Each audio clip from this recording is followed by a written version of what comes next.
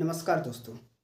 जैसा कि कल हम लोगों ने पढ़ा था प्रायद्वीपीय भारत की नदियाँ, तो उस क्रम में हम लोग आगे बढ़ते हुए आज क्लास 9 है। हम लोगों ने देखा था कि प्रायद्वीपीय भारत की वो नदियाँ जो बंगाल की खाड़ी में गिरती हैं, यानी कि जो पश्चिम से पूर्व की ओर बहती है। आज हम लोग देखने वाले हैं अरब सागर की नदियाँ जो पूरब से पश्चिम की ओर बहती हैं। तो उसी क्रम में हम लोग स्टार्ट करने से पहले हम कुछ बता देते हैं आपको। ये जो प्रायद्वीपीय की नदियाँ हैं ये डेल्टा नहीं बनाती हैं, ये एस्चुरी बताती हैं। तो इनका एस्चुरी बनाने के कारण पूरब से पश्चिम या पश्चिम से पूरब बहने का बिल्कुल नहीं है।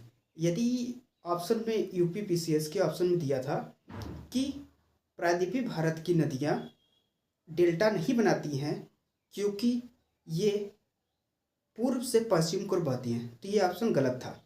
इनका डेल्टा न बनाने के कारण है ये नदियाँ पुरानी नदियाँ हैं, यानी कि युवा अवस्था की नदियाँ नहीं, ये बहुत ही पुरानी नदियाँ होने के कारण इनकी जो प्रवाह की क्षमता है वो अपेक्षाकृत उत्तर भारत की नदियों से कम है। और ये इतनी पुरानी हो चुकी हैं कि ये आसपास के क्षेत्रों का इरोजन लगभग कर चुकी हैं और इरोजन करने की क्षमता भी इनमें कम है और इरोजन जो वहाँ पे होना चाहिए उतना अवसाद बचा नहीं है, जिस कारण ये मलबे को गाद को इकट्ठा करके अपने साथ लेकर नहीं बह पाती और ये डेल्टा न बनाकर एस्चुरी बनाती है, यानी कि साधारण डेल्टा कहा जा सकता है। इतना समझने के बाद पहली नदी जो प्रमुख नदी है पश्चिम की तरफ बहने वाली नदी वो है नर्मदा नदी। ठीक है, नर्मदा नदी सतपुड़ा पहाड़ी के अमरकंटक से निकलती है और अरब सागर में जाके मिल जाती है। और ये जो नर्मदा नदी है ये भ्रंश घाटी से होकर बहती है। देखिए भ्रंश घाटी किसे कहते हैं कि ये पर्वत हो गया और एक पर्वत यहाँ हो गया, ये दोनों मिले हुए हैं लेकिन बीच में जो क्षेत्र है यहीं से ये नदी बहती है, इसीलिए इसे कहते हैं भ्रंशोन्त नदी भी के नाम से भी जाना जाता है। इनकी सहायक नदियों में हम देखें तो अब देखिए कल हम लोगों ने जब देखा था तो नदियाँ पश्चिम से पूर्व की तरफ बह रही थी, तो जो हम लोगों का बायां था वो ऊपर था, लेकिन ये जो नदियां हैं ये पूर्व से पश्चिम को बह रही है, इसलिए हम लोग का जो दाहिना है वो ऊपर होगा। तो हम लोग इस आकार में देखेंगे, यानी कि इस आकार में।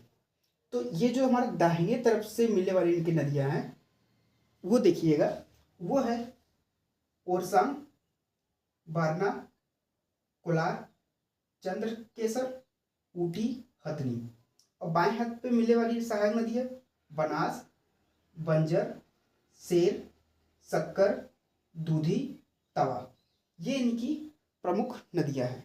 इसी क्रम में आगे बढ़ते हुए कुछ छोटी छोटी नदियां हैं जो अपेक्षाकृत बहुत ही ज़्यादा इम्पोर्टेंट नहीं है, लेकिन हाँ थोड़ी सी इम्पोर्टेंट मानी जाती है, जैसे कि ताप्ती नदी।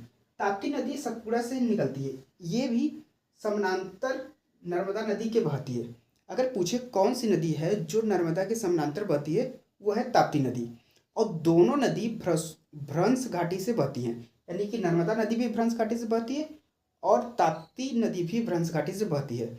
एक चीज़ और ध्यान दीजिएगा कि ताप्ती नदी और नर्मदा नदी, नर्मदा ताप्ती नदी के मध्य जो पर्वत है वो सतपुड़ा पर्वत है, यानी कि सतपुड़ा पर्वत इस आकार से फैला हुआ है और इस चोटी से ताप्ती और इस चोटी से नर्मदा नदी निकलती हैं और इन दोनों नदी के बीच में सतपुड़ा पर्वत श्रेणी है। ठीक है, अब दूसरी नदी देखते हैं साबरमती। साबरमती अरावली पर्वत से निकलती है। देखिए अरावली पर्वत जब हम लोगों ने मैप बनाया था तो ये राजस्थान के लगभग क्षेत्र में यहाँ से निकलते हुए कच्छ का रण में जाके मिल जाती है। तो साबरमती नदी अरावली पर्वत से निकलती है। इनकी सहायक नदी बाकल, हतमामती, वर्कता, साई प्रमुख नदी है। इसमें आप साई याद करिएगा क्योंकि साबरमती की साई नदी पूछी गई है एक बार, साई नदी। तो इसके बाद लूनी नदी, जो लूनी नदी है वो भी अरावली पर्वत से निकलती है और यह गिरती नहीं है, यह कच्छ के रण में सूख जाती है।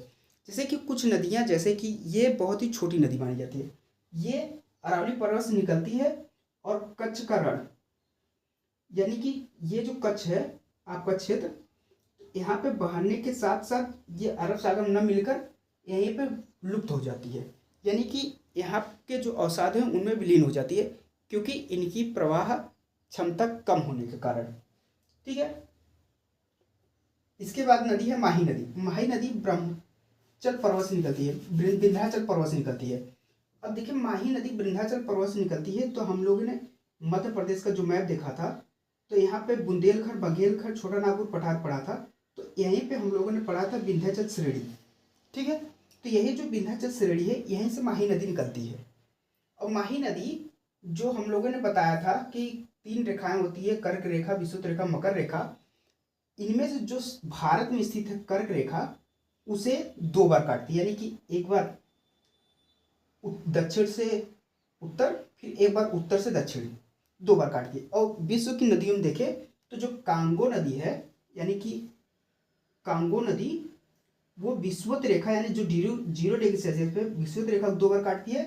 और लिम्पोपो नदी जो है वो मकर रेखा को 2 बार काटती है। ये दोनों 23.5 डिग्री सेल्सियस, 23.5 डिग्री सेल्सियस पे है, ये मैंने पहली क्लास में बता चुके हैं। पेरियार नदी, पेरियार नदी जो निकलती है वह पश्चिम घाट के शिवगिरी पर्वत से निकलती है। ठीक है, शिवगिरी पर्वत से निकलती है और इसे केरल की जीवन रेखा के नाम से भी जाना जाता है। यदि आपसे पूछे कि कौन सी नदी केरल की जीवन रेखा मानी जाती है, पेरियार नदी।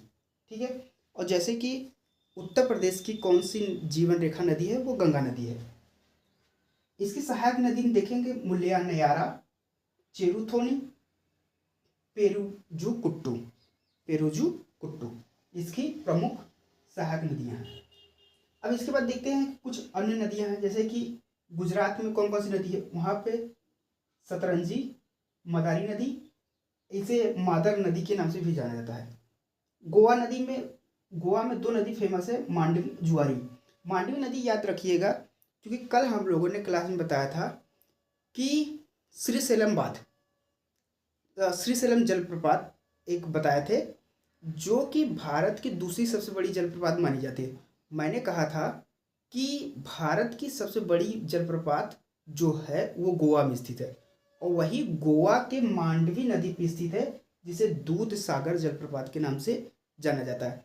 यदि आप पूछे कि दूध सागर जलप्रपात किन 2 राज्यों के मध्य है, तो ये गोवा और कर्नाटक के मध्य में स्थित है, यानी कि गोवा के बॉर्डर और कर्नाटक के मध्य बीच में दूध सागर जलप्रपात स्थित है। नर्मदा नदी ताप्ती नदी के बीच और सतपुड़ा पर्वतमाला ये बता चुके हैं। अब उसी क्रम में हम लोग देखते हैं कि कुछ जो क्षेत्र हैं, प्रमुख क्षेत्र, उनके किनारे कौन कौन सी नदियां हैं।